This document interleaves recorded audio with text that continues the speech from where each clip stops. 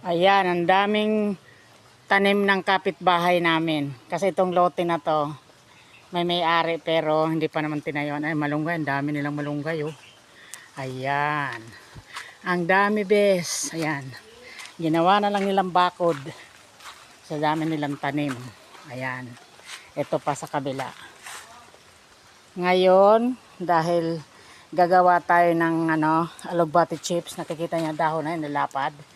Gagawa tayo ng alugbati chips.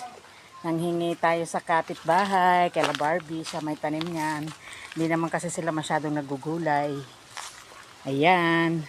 So, umuulan na, so magpitas na tayo. Ito ng alugbati chips. Ito ang lalapad ng dahon, no? Diba? Ang lapad ng dahon yan. Eh, walang kangkong. Ito na lang, alugbati chips. Tapos, ito, meron tayong cornstarch. Ayan, nilagyan ko lang ng pampalasa, itlog. Cornstarch yan, nga mayroong halong all-purpose flour. Tansyahin nyo lang kasi walang sukat-sukat yan. Tansyahin nyo lang na ganyan maging texture niya, oh. Yan. May itlog yan, may pampalasa yan. Ayun. Mamaya, ididip natin yan dyan. Yung, ididip natin tong ito, ididip natin doon, then ididip natin dyan, tapos diretso na doon. Sa kawaling mainit. Tingnan natin mamaya kung ano magiging outcome niya. Magpauso muna ang inyong kasisi ngayon kasi may ganap-ganap dito sa likod. So, pauso tayo ng mga kaganapan. May kasamang tilapia yan.